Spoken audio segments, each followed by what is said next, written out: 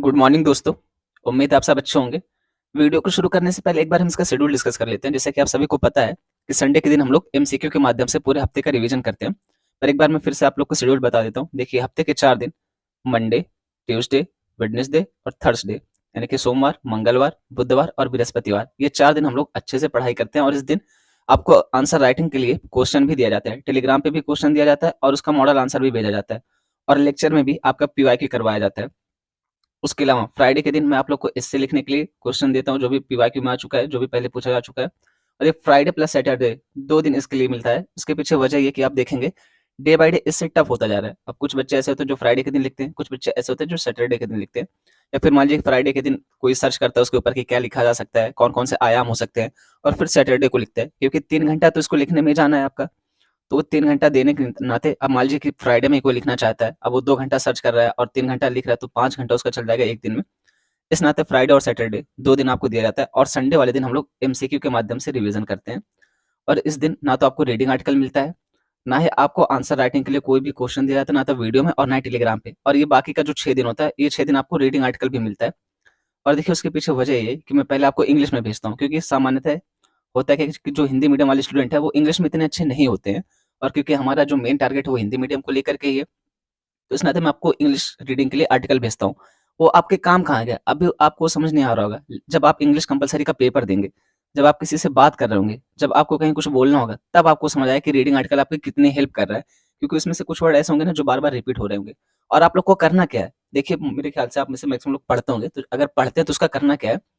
जो भी आप लोग को ऐसा वर्ड मिलता है जो बार-बार रिपीट हो रहा है, या फिर आप लोग को लगता है कि ये कोई नया वर्ड है जिसको यूज़ किया जा सकता है, आपको लगता है कि मुझे इसके बारे में नहीं पता है, तो उसका एक बार हिंदी सर्च कर लीजिए ना कि इसको हिंदी में क्या कहते हैं, और उसका सिनोनिम सर्च कर लीजिए, यानी कि पर्यायवाची देख लीजिए कि इस वर्ड की जगह और कौन-कौन से वर्ड यूज़ किए जा सकते हैं। इसका एंटोनिम्स क्या होता है, विलोम शब्द क्या होता है। तो ये सारे करके आप एक नोटबुक बना लीजिए जिसमें आप लिखते जाइए। वो आपके बहुत काम आने वाला है यार। देखिए, एग्ज़ाम तो अपनी जगह है, पर जब आप बोलने के लिए उसका यूज़ करेंगे, एक ही शब्द है, अब उसके 4-5 पर्यायवाची आपको पता है। जैसे पानी हो गया, जल हो गया, नीर हो गया, इस तरीके से जब आप इंग्लिश में ये सिनोनिम्स देख लेंगे, पर्यायवाची देख लेंगे, तो आपकी इंग्लिश इंप्रूव करेगा। कोई बंदा है कि एक ही शब्द बार-बार बोले जा रहा है और आप उसी एक ही शब्द को बार-बार पर्यायवाची उसका यूज़ कर रहे हैं, तो आपके जो आपके बोलने का तरीका, उसका बहुत ज़्यादा इम्पैक्ट पड़ेगा सामने वाले के ऊपर। तो ये पूरा 7 दिन का शेड्यूल है हमारा। और देखिए, आज क्योंकि वर्ल्ड कप फाइनल है ना? तो आज ज़्यादा क्वेश्चन नहीं डिस्कस करेंगे। वैसे मेरा मन था कि ज़्यादा करें, पर 10 ही क्वेश्चन रखा है, और इसी हफ्ते से, आज ही संडे से, मुझे एक और चीज़ इन्वॉल्व करनी थी इसमें।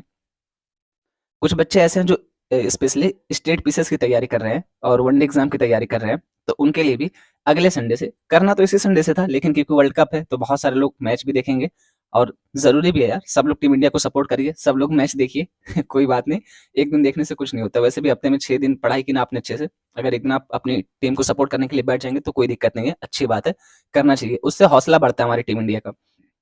तो वर्ल्ड कप के नाते इसको मैंने हटा दिया, नहीं तो अगले बार से हम इसको इंक्लूड करेंगे। क्या करने वाले हैं, तो जो वन लाइनर टाइप के क्वेश्चन अब होते हैं ना, जैसे कि किसी का अपॉइंटमेंट हो गई और कहीं पे कोई चीज़ पहली बार हो रही है, या फिर कोई और ऐसे इंपॉर्टेंट पॉइंट मिल जाता है, कोई इंडेक्स हो गया, सूचकांक हो गया, इसमें पहले स्थान पर कौन है, 5वें स्थान पर कौन है, नीचे से टॉप कौन कर रहा है, ये सारी चीज़ें भी हम अगली बार से इंक्लूड करेंगे। कुछ स्पोर्ट्स के जो खेल के होते हैं क्वेश्चन, उसको भी हम इंक्लूड करेंगे। जब आपका एमसीक्यू आएगा, पूरे दिन तो इंक्लूड होता ही है, जब डिस्कस करते हैं तब वो तो रहता ही है इसमें, लेकिन जब एमसीक्यू आता है तो जनरली उसको छोड़ देता हूँ मैं, क्योंकि यूपीएससी उतना ज़्यादा उस स्पोर्ट्स से नहीं पूछता है, ओलंपिक से पूछता है। लेकिन अब क्या करेंगे, अगले बार से हम लोग जो स्टेट पीसीएस की तैयारी कर रहे हैं, वनडे एग्जाम की तैयारी कर रहे हैं, उनको ध्यान में रखते हुए एक अलग से सेक्शन बनाएंगे। इसमें स्पोर्ट्स का हो गया, अपॉइंटमेंट का हो गया, इन सारी चीज़ों का क्वेश्चन बनाया जाएगा वन लाइनर टाइप में। उम्मीद है कि आपको अच्छा लगेगा। चलिए, बिना किसी देरी के शुरू करते हैं आज का लेक्चर। इसमें पहला क्वेश्चन है, निम्नलिखित कथनों पर विचार कीजिए।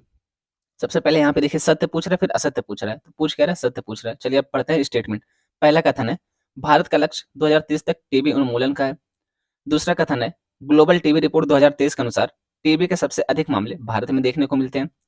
तीसरा कथन है, डब्ल्यूएचओ द्वारा ग्लोबल टीबी रिपोर्ट 2023 में भारत के लिए data global burden of disease से लिया गया। डब्ल्यूएचओ द्वारा जारी, यहाँ पे लिख लीजिएगा, जारी हट गया। तो यहाँ पूछ रहा है कितने कथन सत्य हैं, केवल एक, केवल दो, सभी तीन, कोई भी नहीं।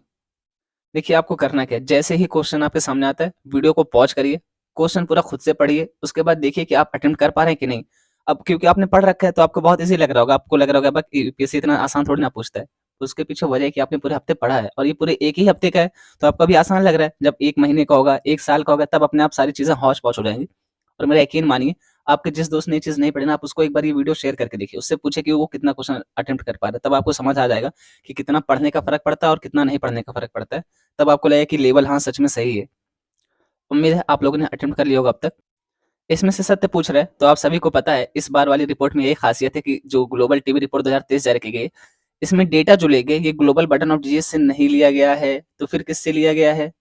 तो ये लिया गया भारत के सैंपल रजिस्ट्रेशन सिस्टम से लिया गया है। इसी नाते मैंने आपसे कहा था ना कि कोई भी देश होगा, दुनिया का कोई भी देश, शायद वो अपने आप ही ये दिखाए कि हमारे यहाँ पे बहुत ज़्यादा कमी है। हर देश थोड़ा बहुत इधर-उधर हेर-फेर कर देते हैं और यही वजह है कि इस बार ये दिखाया है कि जो भारत है, इसमें बहुत ज़्यादा सुधार देखने को मिली है और टीबी के मामले भी कम देखने को मिले हैं। तो आपकी ये स्टेटमेंट गलत हो गई, तीसरी स्टेटमेंट। पहली स्टेटमेंट भी आपकी गलत है, यहाँ पे 2030 लिखा गया है। ये वैश्विक स्तर पर लक्ष्य है। आपको याद होगा मैंने उस टाइम भी बताया था कि वैश्विक स्तर पर टीबी को समाप्त करने का लक्ष्य कब तक रखा गया है? 2030 तक रखा गया है। और भारत के स्तर पर अगर हम देखते हैं तब कब तक रखा गया है? तो भारत के स्तर पर इसको 2025 तक रखा गया है। उम्मीद है आपको ये सारी चीज़ें याद होंगी। ये आप सिर्फ़ यहाँ पे प्रीलिम्स में काम नहीं आएगा, आप अपने मेंस में भी यूज़ कर सकते हैं। जैसे मान लीजिए बीमारी के बारे में लिखने के लिए आता है, स्वास्थ्य संबंधित चीज़ों के बारे में लिखने के लिए आता है और पूछता है कि भारत सरकार के द्वारा क्या कदम उठाए गए हैं, भारत सरकार इस क्षेत्र में क्या काम कर रही है या फिर आपको वे फॉरवर्ड लिखना है, तो आप वहाँ पे भी यूज़ कर सकते हैं कि 2025 तक लक्ष्य भारत सरकार का टीबी उन्मूलन करने का। तो इस तरीके से आप उसका यूज़ कर सकते हैं। और दूसरा स्टेटमेंट आपका बिल्कुल सही है। इसके अनुसार सबसे ज़्यादा मामले भारत में ही देखने को मिलते हैं। तो सही उत्तर क्या हो जाएगा? तो सही उत्तर हो जाएगा केवल 1। अगर व्याख्या देखनी है तो व्याख्या यहाँ पे लिखी गई है, वैसे व्याख्या आपने सबने पढ़ी ही होगी। बाकी की चीज़ें मैंने आपको रिकॉल करा ही दी हैं, एक बार इसको देख सकते हैं आप लोग। 2025 तक लक्ष्य रखा गया भारत के द्वारा और रही बात यहाँ पे सबसे ज़्यादा जीवाणु संक्रमण कहाँ देखने को मिल रहे हैं, तो भारत में देखने को मिल रहे हैं और इस बार भारत में सुधार भी हुआ है। लगभग 80% लोगों का हमने उपचार करने की कोशिश की है, 80% लोगों ने हमारे तक पहुँचने की कोशिश की है, जिसके बारे में हमें ये पता चल सका है कि इन लोगों को टीबी है, ताकि हम उसके ऊपर काम कर सकें। तो वही चीज़ है यहाँ पे। बाकी यहाँ पे आपको दिया गया है कि जो डेटा लिया गया वो कहाँ से लिया गया, तो global burden of disease report के अलावा इसको छोड़ करके इस बार लिया गया भारत के सैंपल रजिस्ट्रेशन सिस्टम से हमारा ये डब्ल्यूएचओ ने डेटा लिया और यही वजह है, इस आर्टिकल में ही बताया गया था कि यही वजह है कि भारत में जो केसेस देखने को मिल रहे हैं टीबी के, उसमें सुधार देखने को मिल रहा है। मुझे उम्मीद है कि मैक्सिमम लोग इसमें से गलत क्वेश्चन करने वाले, इसको गलत करने वाला आप में से बहुत सारे लोग। चलिए देखते हैं क्वेश्चन नंबर 2 क्या कह रहा है। निम्नलिखित कथनों पर विचार कीजिए। पहला स्टेटमेंट है काजी नजरुल इस्लाम एक उर्दू कवि, संगीतकार तथा लेखक थे। दूसरा है काजी नजरुल इस्लाम को पश्चिम बंगाल का राष्ट्रीय कवि माना जाता है। तीसरा है काजी नजरुल इस्लाम को विद्रोही कवि के रूप में जाना जाता है। चौथा है इनके गीत लोगों को उपनिवेशवाद तथा साम्राज्यवाद के विरुद्ध लोगों को प्रेरित करते थे। पूछ रहे कि कितने कथन सत्य हैं। चलिए अटेम्प्ट करिए आप लोग इसको। मुझे उम्मीद है कि आप में से मैक्सिमम लोग इसको गलत करने वाले हैं। अब आप लोग मुझे ही गलत साबित कर सकते हैं सही अटेम्प्ट करके। उम्मीद है अब तक आप लोगों ने अटेम्प्ट कर लिया होगा इसको। इसमें बहुत छोटा-सा फेरबदल किया गया है, मतलब बहुत माइन्यूट सा। अगर आपने ध्यान नहीं दिया होगा ना, तो आपकी पकड़ में भी नहीं आएगा। आपको लगेगा ये सारे स्टेटमेंट सही हैं, सबका सब सही हो जाएगा। कि अबे थोड़ा-सा चेंज किया है क्या कि उर्दू कवि, उर्दू नहीं थे ये बंगाली कवि थे, ठीक है? बंगाली भाषा में लिखते थे ना कि उर्दू भाषा में। याद होगा जब ए आर रहमान वाला आर्टिकल हम लोग डिस्कस कर रहे थे कि ए आर रहमान ने जो गीत बनाई है, उसी को लेकर के बवाल हो गया है और तभी ये चर्चा में आ गए थे। इन्हीं के द्वारा ओरिजिनल रूप से गीत लिखा गया था। जब चित्तरंजन दास जी को 1922 में गिरफ्तार कर लिया गया था, वो सारी चीज़ आपको याद आ रही है कि नहीं? और एक किसके ऊपर मूवी बन पिप्पा करके एक मूवी बन रही है, ईशान खट्टर और मृणाल ठाकुर इसमें लीड रोल में है और ये मूवी किनके ऊपर बन रही है, तो जो 1971 में वॉर हुई थी पश्चिम बंगाल ही था उस टाइम, बांग्लादेश और पाकिस्तान के बीच, उसके ऊपर बन रही है मूवी। तो यहाँ पे बस एक छोटा-सा ही फेरबदल था, उर्दू कर दिया गया था जबकि बंगाली कवि हैं। बाकी ये स्टेटमेंट सही है कि इनको पश्चिम बंगाल का राष्ट्रीय कवि माना जाता है और दुनिया भर में जितने भी बंगाली लोग हैं, इनको सब बहुत इज़्ज़त देते हैं, इनको बहुत रिस्पेक्ट करते हैं और इसी नाते यहाँ पे विवाद छिड़ गया था। ए आर रहमान जी के ऊपर ताने कसे जा रहे थे कि आप ये क्या कर रहे हैं? उन्होंने संगीत थोड़ी-सी बदल दी थी और इसको आप देखें कि इन्होंने काज़ी नज़रुल इस्लाम जी ने उपनिवेशवाद तथा साम्राज्यवाद के खिलाफ ये गीत लिखा था और इस नाते तो इनको विद्रोही कवि कहा गया था और अंग्रेजों के द्वारा इनको जेल में भी डाला गया था। तो यहाँ पे पहला स्टेटमेंट आपका गलत हो जाएगा, बाकी के 3 स्टेटमेंट आपके सही हैं। तो इसका सही उत्तर क्या है? सभी 3। अच्छा यहाँ पे सभी लिखा गया है, यहाँ पे केवल लगेगा, केवल 3। बाकी एक ही स्लाइड से मैंने क्वेश्चन बनाए, क्वेश्चन और भी बन सकते थे, 20-25 बनते, पर वही कि वर्ल्ड कप था तो थोड़ी बहुत आज़ादी आपको मिलनी चाहिए। बहुत सारे लोग हैं जो क्रिकेट लवर हैं और नहीं भी हैं तब भी यार हमारी टीम खेल रही है, कहीं पे भी फाइनल खेले तो हमें सपोर्ट करना तो बनता है ना। 4 साल में 1 बार वर्ल्ड कप आता है। बाकी उनके बारे में आप यहाँ से पढ़ सकते हैं। अब देखिए स्टेटमेंट यहाँ से क्वेश्चन कई तरीके से बन सकता है। हो सकता है कि आपसे काज़ी नज़रुल इस्लाम जी के बारे में ना पूछ करके जो गाना था उसके बारे में पूछ ले या फिर हो सकता है कि 1971 की जो वार हुई थी उसके बारे में पूछ ले क्योंकि मूवी उसी के ऊपर बन रही है। तो आपको हर स्तर पर तैयार रहना है कि एक बार अगर कोई न्यूज़ चर्चा में आ गई है, तो इसके आस-पास कितने एस्पेक्ट बन सकते हैं, इसके आस-पास कितनी न्यूज़ चर्चा में बन सकती है, उन सबको आपको कवर करके रखना है क्योंकि यूपीएससी है, अनप्रेडिक्टेबल सिलेक्शन कमीशन है ये। कुछ भी कर सकती है। तो आपको ध्यान रखना है, आपको हर स्तर पर तैयार रहना है। तीसरा क्वेश्चन देखते हैं। भारत में अंग प्रत्यारोपण महिलाओं की तुलना में पुरुषों के अधिक अनुकूल है। देश में प्रत्यारोपण की संख्या में वृद्धि हुई है। तीसरा कथन है जीवित दाताओं के मामले में तमिलनाडु, जबकि मृत दाताओं के मामले में दिल्ली शीर्ष स्थान पर है। क्या पूछ रहा है? तो कितने कथन सत्य हैं?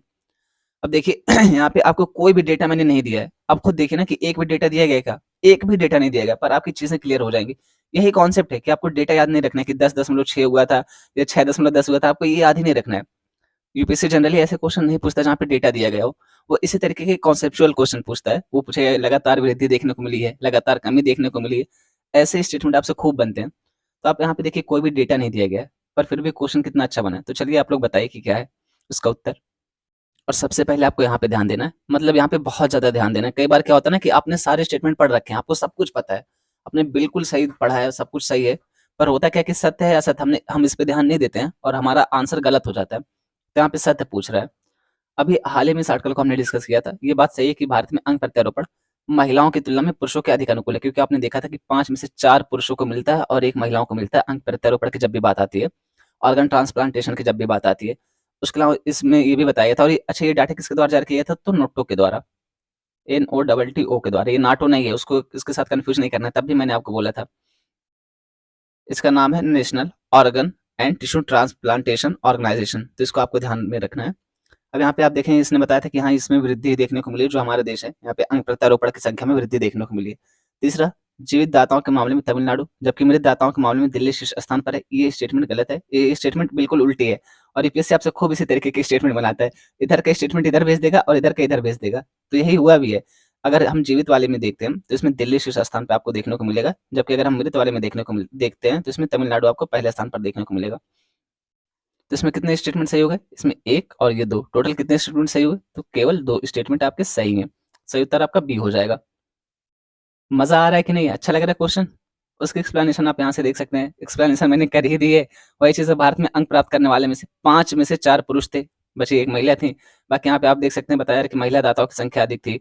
75% दान माताओं से आया था। कब तक? ये 2021 तक का डेटा था, और फिर 2021 के बाद से प्रवृत्ति बदली है और 51% जो दान आ रहा है वो महिलाओं से आ रहा है।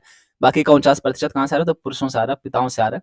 बाकी कुल मिलाकर के वृद्धि देखने को मिल रही है अंग प्रत्यारोपण की संख्या में, वही चीज़ आपको बताई गई है। अब यहाँ पे आपके पास डेटा भी है कि प्रत्यारोपण कराने वाले कुल 36,640 रोगियों में से 29,695 पुरुष थे। एक तरीके से आप कह सकते हैं कि जो अंग प्रत्यारोपण कराया जाता है, ऑर्गन ट्रांसप्लांटेशन कराया जाता है, उसमें भी हमें लिंग असमानता देखने को मिल रही है। पुरुषों और महिलाओं के बीच विभाजन देखने को मिल रहा है। उसके पीछे वजह क्या है? उसके पीछे वही वजह है, हमारा परंपरागत समाज। उसको यही लगता है कि यार महिला को बचा के भी हम क्या कर लेंगे?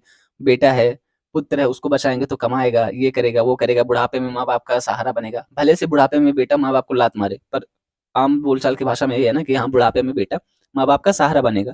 अब बुढ़ापे में बेटा क्या करता है सबको पता है। मैक्सिमम केसेज़ में ऐसा होता है, मैं सबको नहीं कह रहा, पर मैक्सिमम केस में हमको ये देखने को मिलता है कि जब माँ-बाप बूढ़े हो जाते हैं तो बेटा उनके साथ बदतमीज़ियाँ करना शुरू कर देता है। इसी नाते यहाँ पे वही हमारी जो अवधारणा बनी हुई है हज़ारों सालों से कि बेटा है तो हमें अर्थी को कंधा देगा और बुढ़ापे में लाठी बनेगा, बुढ़ापे में सहारा बनेगा, ये चीज़ें कही जाती हैं बेटों के बारे में। जनरली ये सारे परसेप्शन है जिसके नाते महिलाओं को कम अंगदान हो रहा है और पुरुषों को अधिक अंगदान मिल रहा है। उसकी एक्सप्लेनेशन भी आप यहाँ से देख सकते हैं। और यहाँ पे आप देख सकते हैं कि हाईएस्ट नंबर ऑफ लिविंग के मामले में अगर हम देखते हैं, जीवित दाता जो हैं, इनमें सबसे पहले स्थान पर कौन है? दिल्ली के। और अगर हम मृत वाले में देखते हैं तो यहाँ पे तमिलनाडु पहले स्थान पे आपको देखने को मिलेगा। जबकि आपके तीसरे स्टेटमेंट में एक क्वेश्चन पलट दिया गया था, बस ये स्टेटमेंट पलट दी गई थी। यहाँ पे ये चार्ट के माध्यम से दिखाया था मैंने, आपको याद भी आ रहा होगा, वही सारी चीज़ें यहाँ पे लिखी भी गई थी। चलिए देखते हैं क्वेश्चन नंबर 4।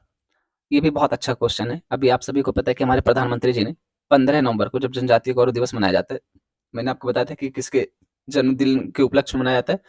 तो बिरसा मुंडा जी के। इनको भगवान बिरसा मुंडा भी कहा जाता है। और ये किस आंदोलन से संबंधित थे? तो ये उलगुलान या फिर महाविद्रोह इसी को कहा जाता है। इस आंदोलन से संबंधित थे। इसी को बिरसा आंदोलन भी कहा जाता है, क्योंकि उनके नाम पे ही पड़ गया। और ये आपसे एक बार पूछा जा चुका है यूपीएससी में कि महान विद्रोह या उलगुलान विद्रोह किसको कहा गया था? 1900 1899 से लेकर के 1900 के बीच में ये हुआ था। तो इसको ये सारी चीज़ें याद रखिएगा। उस दिन मैं ये सारी चीज़ें बताना भूल गया था। वही है कि क्योंकि याद देखिए रट के नहीं आते हैं ना कि ये चीज़ें पढ़ानी है। पूरा ऐसे स्टेटमेंट नहीं लिखा रहता है, स्क्रिप्ट तैयार नहीं है। जैसे-जैसे दिमाग में चीज़ें कनेक्ट होती हैं वैसे-वैसे मैं बोलता जाता हूँ। तो कई बार क्या होता है कि दिमाग में चीज़ें हैं, पर वो उस टाइम कनेक्ट नहीं हो पाती जब मैं आपको बोल रहा हूँ, जब मैं आपको पढ़ा रहा हूँ। फिर बाद में समझ आता है यार ये पॉइंट छूट गया, ये पॉइंट छूट गया। तो वो दिमाग के ऊपर है, जैसे-जैसे कनेक्ट होता जाता है मैं आपको बताता जाता हूँ ये चीज़ें हैं। अब कोई स्क्रिप्ट तैयार रहती, सामने रखा रहता पोडियम पे, तो उसको देख के बोलते तो एक भी पॉइंट नहीं छूटता, है ना? तो जैसे-जैसे चीज़ें दिमाग में कनेक्ट होती जाएँगी, मैं आपको बताता जाऊँगा। इसी नाते आपको लेक्चर सुनना भी है और देखना भी है, दोनों से आपका फ़ायदा होने वाला है। चलिए देखते हैं क्वेश्चन नंबर 4, निम्नलिखित कथनों पर विचार कीजिए।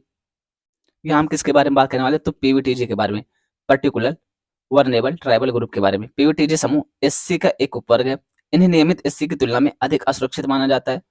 उनकी आमतौर पर विशिष्ट संस्कृति होती है, वे भौगोलिक अलगाव में रहते हैं और अन्य समुदायों के साथ संपर्क करने से कतराते हैं। चौथा स्टेटमेंट है, जनजातीय मामलों के मंत्रालय के अनुसार 70 पीवीटीजी 15 राज्यों और केंद्र शासित प्रदेशों में फैले हुए हैं। पूछ रहा है कि कितने कथन असत्य हैं? केवल 1, केवल 2, सभी 3, कोई भी नहीं। तो दोस्तों यहाँ पे 2 स्टेटमेंट, आपकी एक ही स्टेटमेंट जानने की वजह से आपकी 2 स्टेटमेंट यहाँ से एलिमिनेट हो जाएगी, गलत हो जाएगी। कैसे? तो जो पीवीटीजी है, ये यहाँ पे देखिए ना, बात किसके बारे में कर रहे हैं? ट्राइबल ग्रुप के बारे में। तो ये एससी का थोड़ी ना होगा यार, किसका होगा? एसटी का होगा, सिंपल सी बात है। जब एसटी का होगा तो ये गया, ये गया। फिर ये पूछ रहे हैं कि हाँ भाई, इनकी आमतौर पर विशिष्ट संस्कृति होती है, ये बात सही है, तभी तो इनके ऊपर इतना ज़्यादा ध्यान दिया जा रहा है। और इनके भौगोलिक अलगाव में रहते हैं, ज़्यादा किसी से मिलते-जुलते नहीं है, इनको अभी बहुत ज़्यादा जानकारी नहीं है, बहुत ही पिछड़े हुए हैं। एसटी के अंदर, एक तो एसटी जो है वो खुद पिछड़ा हुआ है, उसके अंदर भी ये और भी ज़्यादा पिछड़े हुए हैं। इस नाते ये इनके ऊपर गए, और इन्हीं के ऊपर फोकस करने के लिए हमारे प्रधानमंत्री जी के द्वारा भी बहुत सारी योजनाएँ शुरू की गई हैं, और उसके बारे में हमने डिस्कस भी किया था, अगर आपको याद हो तो। तो यहाँ पे सिर्फ आपका तीसरा स्टेटमेंट सही है, तो आपका सही उत्तर क्या हो जाएगा? अब देखिए यहाँ पे जो 70 पीवीटीजी लिखा है, ये 70 9 करके टोटल कितने हैं? तो 75 पीवीटीजी हैं। और आपको पता है कि हम लोग आज़ादी का अमृत महोत्सव मना रहे हैं, कितने साल का? 75वें साल का। तो आप उससे भी याद रख सकते हैं कि 75 ईयर्स मना रहे हैं, यहाँ पे 75 पीवीटीजी हैं। तो इसका सही उत्तर क्या हो जाएगा आपका? ये हो जाएगा 3, 3 गलत है। उम्मीद है कि आप लोग को समझ आया होगा। एक्सप्लेनेशन आपको देखनी है, एक्सप्लेनेशन वही चीज़ यहाँ पे दी गई है कि एसटी के वर्ग का एक उपवर्गीकरण है। नियमित एसटी की तुलना में अधिक असुरक्षित माने जाते हैं, और यहाँ पे 75 पीवीटीजी हैं, 15 राज्यों और केंद्र शासित प्रदेशों में फैले हुए हैं। और यहाँ पे बताया जा रहा है कि अन्य समुदाय के साथ संपर्क करने से कतराते हैं, आमतौर पर विशिष्ट संस्कृति होती है, जबकि मैंने क्या लिखा था स्टेटमेंट में? 70 पीवीटीजी। चलिए देखते हैं क्वेश्चन नंबर 5। बात की जाए निम्नलिखित कथनों पर विचार कीजिए। बेन गुरियन नहर रूस द्वारा प्रस्तावित है। दूसरा कथन है, इस नहर को सुएज नहर के विकल्प के रूप में देखा जा रहा है। तीसरा है, यह नहर भूमध्य सागर तथा अकाबा की खाड़ी को जोड़ेगी। पूछ रहा है कि उपयुक्त में से कितने कथन सत्य हैं? ऑप्शन ए है केवल 1, ऑप्शन बी है केवल 2, ऑप्शन सी है सभी 3, ऑप्शन डी है कोई भी नहीं। तो आपको अगर याद हो, ये किसके द्वारा बनाई जा रही है? अभी 2 ही जगह ऐसी जो बहुत ज़्यादा चर्चा में है। पहला कौन-सा है? रूस और यूक्रेन। दूसरा क्या है? वो है इज़राइल और फ़िलिस्तीन। तो इन्हीं दोनों में से कोई एक होगा। और अगर आपको याद हो तो मैंने क्या बताया था कि जो बेन गुरियन नहर है, ये किसके द्वारा बनाने की बात की जा रही है? तो ये इज़राइल के द्वारा बनाने की बात की जा रही है। अब देखिए यहाँ पे जो ये लिखा गया है ना कि ये भूमध्य सागर तथा अकाबा की खाड़ी को जोड़ेगी। अकाबा की खाड़ी की जगह अगर ये रेड सी भी लिख देता तो ये भी सही रहता। मैंने आपको उस टाइम भी बताया था कि रेड सी से भी इसको जोड़ा जा सकता है। अगर ये रेड सी लिखता है तो ये भी सही स्टेटमेंट है, क्योंकि खाड़ी है ना ये, और ये सागर है, तो यहाँ पे लिख दे कि 2 सागरों, भूमध्य सागर तथा लाल सागर को जोड़ती है, तो ये स्टेटमेंट बिल्कुल सही रहेगी। और बेन गुरियन नहर जो है, ये किसके द्वारा प्रस्तावित है? इज़राइल के द्वारा प्रस्तावित है। और जो इज़राइल के संस्थापक थे, जो उसके पिता माने जाते हैं, उन्हीं के नाम पर इस नहर का नाम रखा गया है। और ये स्टेटमेंट भी बिल्कुल सही है कि इसको सुएज़ नहर के विकल्प के रूप में देखा जा रहा है, क्योंकि आप सभी को पता है सुएज़ नहर में बहुत ज़्यादा ट्रैफिक देखने को मिलती है। ये सारे आर्टिकल, ये सारी चीज़ें हमने डिस्कस की थी। तो आपका यहाँ पे उत्तर सही कौन-सा हो जाएगा? अगर हम सही उत्तर के बारे में बात करें, तो आपका पहला स्टेटमेंट गया, तो बचा कौन-सा? सिर्फ 2 स्टेटमेंट, और ये दोनों ही सही हैं, यानी कि केवल 2। उत्तर भी हो जाएगा आपका। एक्सप्लेनेशन आपको देखनी है तो इज़राइल नियंत्रित नेगेव रेगिस्तान। अब आपसे यहाँ पे मैप बेस्ड क्वेश्चन पूछेगा तो नेगेव रेगिस्तान कहाँ पड़ता है ये पूछ सकता है।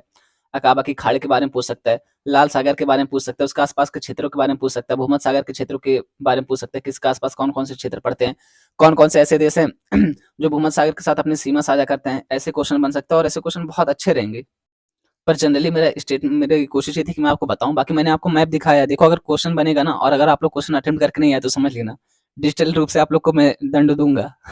क्योंकि यार इतनी अच्छे से ये चीज़ें पढ़ाई है, मैंने अलग-अलग तरीके से मैप दिखाए। जब भी मैं मैप दिखाता हूँ आप लोग को तो 2 या 3 तरीके का मैप दिखाता हूँ, ताकि एक भी कन्फ्यूजन आपको रह ना जाए। और अगर क्वेश्चन बनता है तो आप लोग अच्छे से अटेम्प्ट करिए। क्योंकि आप देखें 2022 में अफ़गानिस्तान लगातार चर्चा में बना था तालिबान के नाते।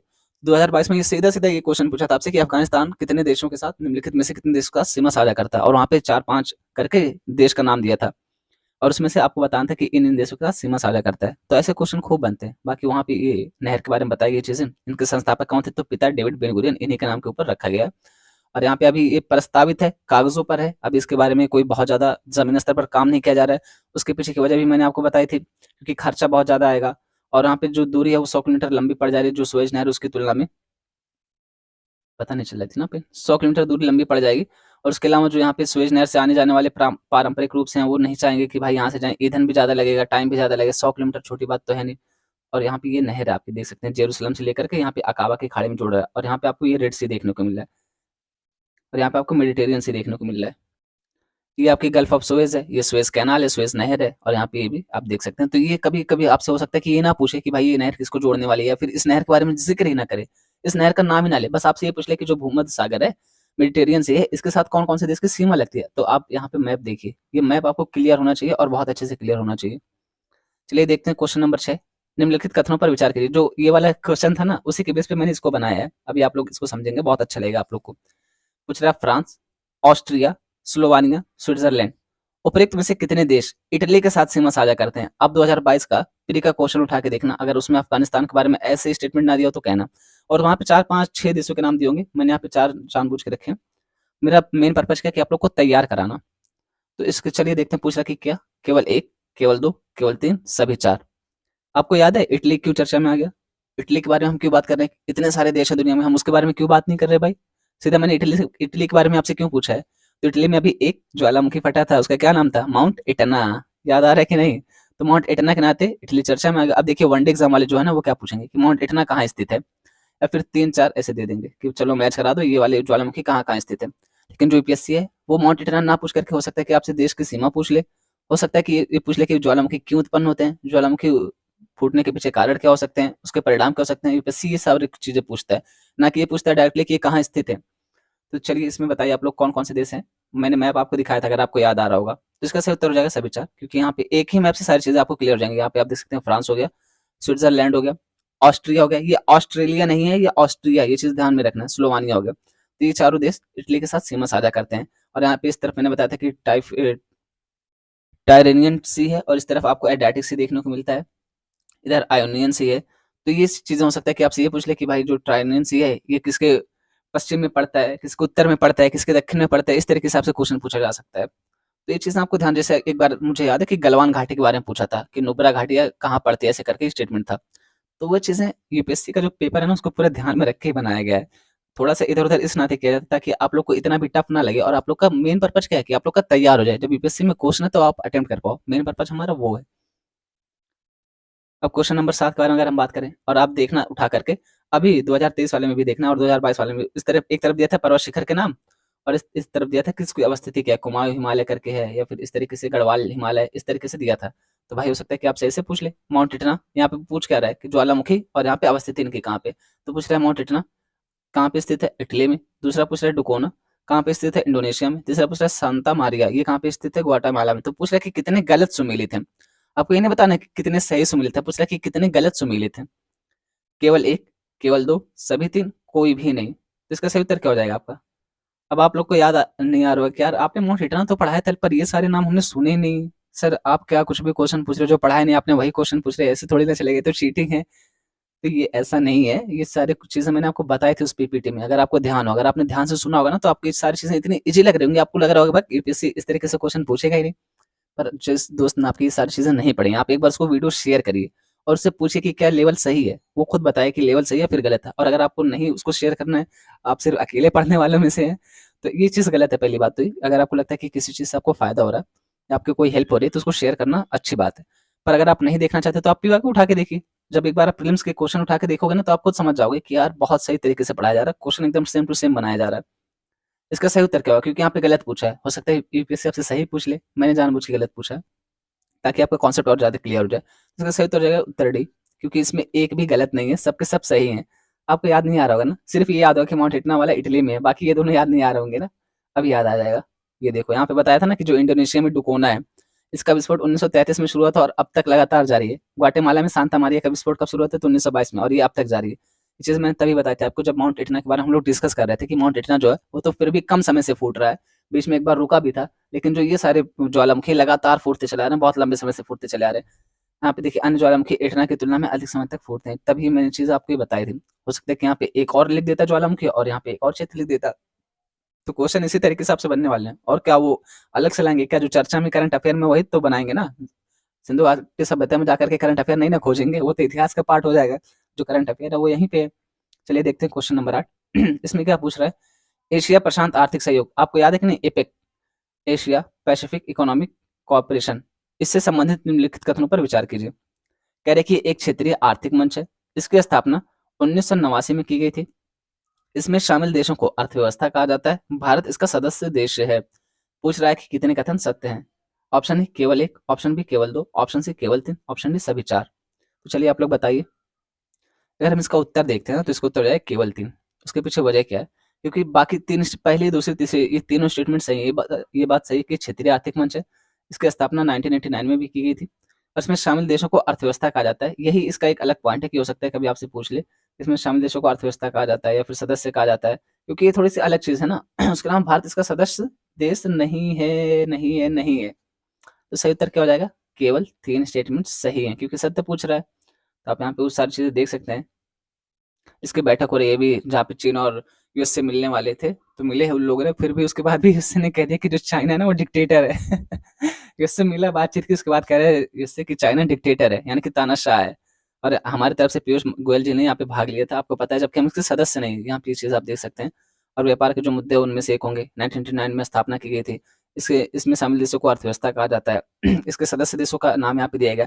अब देखिए, हो सकता है कि आपसे ये ना पूछ करके ये पूछ लेता कि अपेक के सदस्य कौन? जैसे एक बार आपसे पूछा था ना कि G20 निम्नलिखित में से कौन से ग्रुप समूह ऐसा है, कौन सा ऐसा ऑप्शन है जिसके सभी देश G20 के सदस्य हैं? तो वही चीज मैं यहाँ पे भी लागू कर सकता था, वही चीज हम लोग उसको बना सकते थे क्वेश्चन।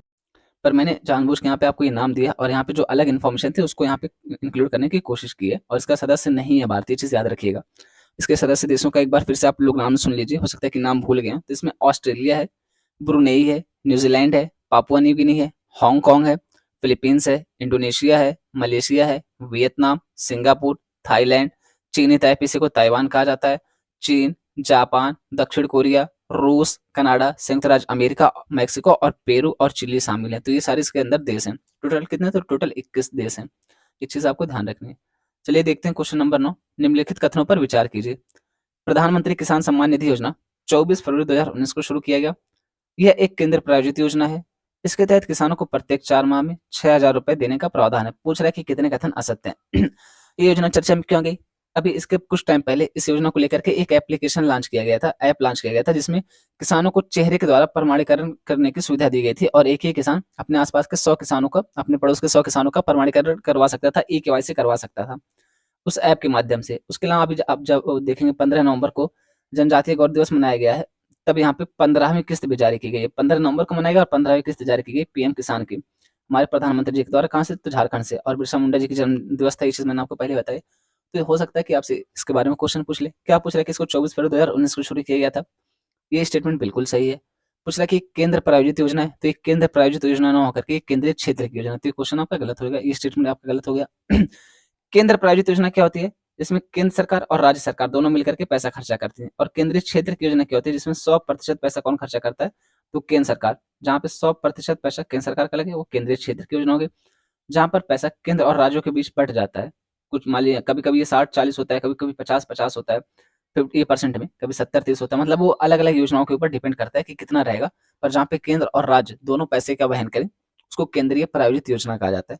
और जहाँ पर राज्य अकेले 100%, सॉरी, केंद्र अकेले 100% पैसा दे उसको केंद्रीय क्षेत्र की योजना कहा जाता है। और यहाँ पे ये स्टेटमेंट तो आप में से मैक्सिमम लोग को पता है कि ये तो गलत ही है भाई साहब, ये तो कतई नहीं सही हो सकती। प्रत्येक 4 माह में 6,000 देने का प्रावधान नहीं, बल्कि प्रत्येक 4 माह में 2,000 रुपए देने का प्रावधान है और 1 साल में 6,000 रुपए दिया जाता है इसके तहत। तो पूछ क्या रहा है कि कितने कथन असत्य हैं? अब देखिए, आपको सारे स्टेटमेंट पता है और अगर आपने यहाँ पे ध्यान नहीं दिया तो आपका उत्तर गलत हो जाना है। पूछ कह रहा है असत्य वाला पूछ रहा है, तो इसमें केवल 2 हो जाएगा आपका सही उत्तर। एक्सप्लेनेशन देखनी है तो लीजिए, देख लीजिए एक्सप्लेनेशन, वैसे आपको याद ही होगी और मैंने आपको बता भी दी मोटा मोटा वो चीज़ें। 24 फरवरी 2019 को शुरू की गई थी और एक केंद्रीय क्षेत्र की योजना है। प्रतिवर्ष इसके माध्यम से 6,000 रुपए दिए जाते हैं। प्रत्येक चौथे महीने में 2,000 रुपए के माध्यम से किस्त के रूप में दिया जाता है और डीबीटी के माध्यम से दिया जाता है। डीबीटी क्या है? तो डायरेक्ट बेनिफिट ट्रांसफर, प्रत्यक्ष लाभ अंतरण इसी को कहते हैं। यानी कि डायरेक्ट अब जो किसान है उनके अकाउंट में आएगा, किसी के हाथ में नहीं जाएगा। वो किस लिए किया जाता है? ताकि भ्रष्टाचार कम किया जा सके और जो एक्चुअल लाभार्थी हैं सीधा उन्हीं को लाभ दिया जा सके। उसके अलावा यहाँ पे बहुत सारी चीज़ें लिखी गई हैं, आप पढ़ सकते हैं कि अब तक इसका क्या फ़ायदा रहा है। इसको आप अपने मेंस आंसर राइटिंग में डेटा यूज़ कर सकते हैं। चलिए देखते हैं आज का आखिरी क्वेश्चन, क्वेश्चन नंबर 10। बात यह है कि समृद्धि के लिए इंडो पैसिफिक आर्थिक ढांचा, Indo Pacific economic framework for prosperity, IPEF से संबंधित निम्नलिखित कथनों पर विचार कीजिए। अब आपको लग रहा है सर ये आपने पढ़ाया था कि ऐसे ही क्वेश्चन बना रहे हो? नहीं सर, आपने पढ़ाया नहीं था, ऐसे ही क्वेश्चन बना रहे हैं। पढ़ाया था दोस्तों, पढ़ाया था। आपको याद नहीं होगा पर पढ़ाया था। अभी याद आ जाएगा। पहले स्टेटमेंट देखते हैं। पहला कथन है आईपीईएफ का शुभारंभ 23 मई 2022 को टोक्यो में संयुक्त राज्य अमेरिका और भारत प्रशांत क्षेत्र के अन्य भागीदार देशों द्वारा संयुक्त रूप से किया गया था। भारत इसका सदस्य है। यह प्रारूप व्यापार से संबंधित 5 स्तंभों से संबंधित है। पूछ कह रहा है कि कितने कथन सत्य हैं? तो ऑप्शन ए है केवल 1 कथन, ऑप्शन बी है केवल 2, ऑप्शन सी सभी 3, ऑप्शन डी कोई भी नहीं। अब आपको क्या बताना है? सत्य बताना है। तो अगर आपको याद हो तो इसमें पहली स्टेटमेंट बिल्कुल सही है, दूसरी स्टेटमेंट ये भी बिल्कुल सही है, तीसरी स्टेटमेंट ये गलत है क्योंकि यहाँ पे 5 नहीं 4 रहेगा। 4 स्तंभों से संबंधित है और यहाँ पे आपको अगर पता हो तो हम 2, 3 और 4 ये जो स्तंभ है इसमें हम लोग भागीदार हैं, जबकि पहला स्तंभ जो है इसका, इसमें हम लोग किस रूप में हैं? तो हम लोग पर्यवेक्षक के रूप में। और मैंने आपसे कहा भी था कि पर्यवेक्षक का क्या मतलब होता है, ऑब्जर्वेटर का क्या मतलब होता है।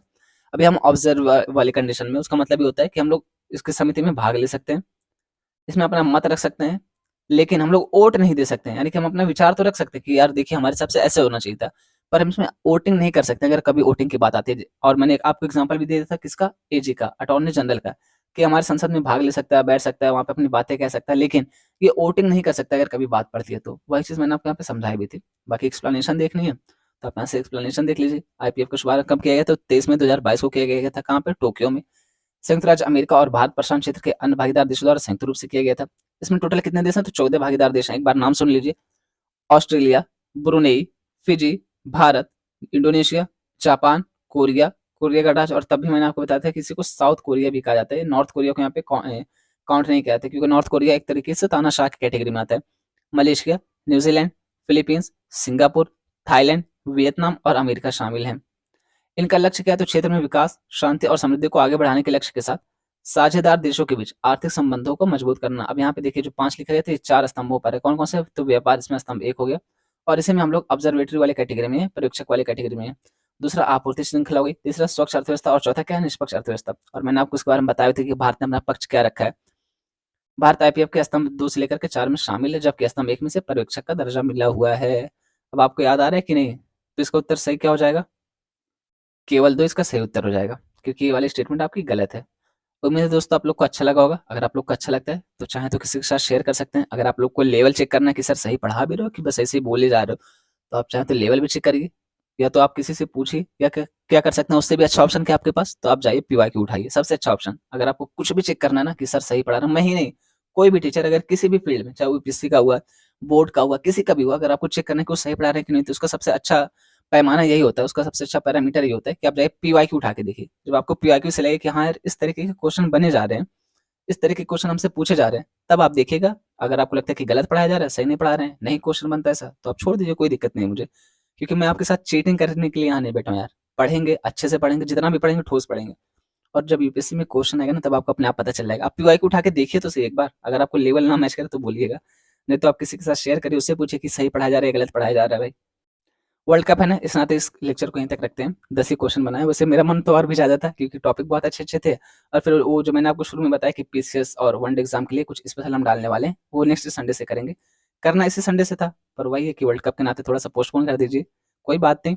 तो नेक्स्ट संडे से हम लोग ये भी देखें, जैसे कुछ अपॉइंटमेंट हो जाएगी इंपॉर्टेंट, कुछ स्पोर्ट्स के इंपॉर्टेंट खेल हो जाएँगे, कोई चीज़ पहली बार हो रही है, या फिर जैसे कोई डिक्शनरी में वर्ड है, पहली बार इस वर्ड को इंक्लूड किया गया है, या इस डिक्शनरी के द्वारा कौन से महत्वपूर्ण वर्ड लिए गए। तो इस तरीके की चीज़ें जो भी इम्पोर्टेंट होगी हम उसको इंक्लूड करने की कोशिश करेंगे, और उसका एक अलग से सेक्शन बना देंगे। वहाँ पे स्पेशल करके कुछ लिखा रहेगा, चाहे वो पीसीएस लिखा रहेगा, चाहे वनडे लिखा रहेगा, चाहे वन लाइनर करके लिखा रहेगा। मतलब आपको अलग से देखने को मिलेगा, सेक्शन रहेगा इसी वीडियो में, पर एक अलग सेक्शन रहेगा। यानी कि पहले हम यूपीएससी का पूरा क्वेश्चन डिस्कस कर लेंगे, फिर उसको लास्ट में चाहे वो 5-6 क्वेश्चन, 10 क्वेश्चन जितना भी बन पाएगा 1 हफ्ते में, उतना हम बनाने की कोशिश करेंगे। उम्मीद है दोस्तों आपको ये पहल बहुत अच्छी लग रही होगी। अगर आपको अच्छी लगती है तो लाइक कर सकते हैं, किसी के साथ शेयर कर सकते हैं, सब्सक्राइब कर सकते हैं, कमेंट कर सकते हैं, कुछ भी, जिससे कि मुझे पता चले कि हाँ, आपको ये पहल अच्छी लग रही है। आप नहीं कुछ कर सकते तो मुझे ईमेल कर दीजिए कि सर अच्छी पहल है, चालू रखिए। इतना तो कर ही सकते हैं, उससे तो आपको कोई नुकसान नहीं होगा, पैसा तो नहीं कट रहा है ना आपका। आपसे पेमेंट तो माँग नहीं रहा हूँ मैं कि चलो यार मुझे ₹1000 दो अगर आपको अच्छा लग रहा है। देखिए होता क्या है ना, मैक्सिमम टाइम जब कोई हमें फ्री में पढ़ा रहा होता है तो हम उसकी वैल्यू नहीं करते। हमें लगता है यार फ्री में बोल रहा है, क्या ही बोलेगा, अच्छा थोड़ी ना पढ़ाएगा। अगर यही चीज़ आप अभी ₹1000 ₹2000 दे के पढ़ते ना, तो आप बहुत ध्यान से पढ़ते। आपको लगता है हाँ यार सर पढ़ा रहे हैं ना, बहुत अच्छा पढ़ा रहे होंगे और हमें समझना है, अच्छा ही पढ़ा रहे होंगे, हमें नहीं समझ आ रहा है, हमारे अंदर कमी है। जबकि जब फ्री में पढ़ाया जाता है तब लोगों को उतना कनेक्ट नहीं होता, उनको लगता है भाई फ्री में पढ़ा रहे हैं, क्या सही पढ़ा रहे होंगे, कुछ भी ऐसे बोल के निकल जाएँगे। मेरा यही कहना है कि अगर आप लोग को मेरा लेक्चर देखना है सही है कि गलत, तो आप बस एक ही काम करिए, पीवाईक्यू उठा के देखिए और अपना सिलेबस उठा के देखिए बस। उसके अलावा अगर आपको लगता है कि सही पढ़ा रहे हैं तो फ़ॉलो करिए, आपको लगता है कि पीवाईक्यू के हिसाब से गलत पढ़ा रहे हैं तो तुरंत छोड़ दीजिए, मुझे कोई दिक्कत नहीं है उसमें। वैसे जो लोग 4-6 महीना, 1 साल तैयारी कर चुके होंगे, वो इस लेवल को समझ रहे होंगे कि लेवल बहुत नेक्स्ट लेवल पे पढ़ाया जा रहा है। यार आप देखो ना, मुझे शुरू के 4 महीना हुआ था, उसमें 2 क्वेश्चन मैंने आपको क्या कह सकते हैं, प्रूफ के लिए भेज दिया था कि देखो 2 क्वेश्चन सीधा-सीधा पूछा गया है। जबकि भाई मुझे उतना वो भी नहीं था, मैं अभी पूरी टीम तो काम नहीं कर रही मेरे साथ कि मैं पूरा वीडियो फिर से खंगाल के और पूरी पीडीएफ फिर से खंगाल के आपको भेजूँ कि देखो यहाँ से आया था, वहाँ से आया था। ना तो कोई मुझे पेड कोर्स बेचना है, पैसे तो कमाने नहीं है मुझे कि पेड कोर्स बेचना है तो चलो प्रूफ दे दूँ, सारे लड़के खुश हो जाएँगे। वो नहीं करना है ना यार। और अकेले कितना मैं खोजने जाऊँगा? 100 से तो ज़्यादा वीडियो हो चुकी है, पता चले कि पूरा 10 दिन, 15 दिन मुझे ये खोजने में निकल जा रहा है कि यूपीएससी में क्वेश्चन जो पूछा था वो वीडियो से कहाँ से था, उसका स्क्रीनशॉट भेजो, ये करो, वो करो। उम्मीद है आपको ये लेक्चर अच्छा लगा होगा। यहीं तक रखते हैं इस वीडियो को। Thank you. Thanks a lot friends.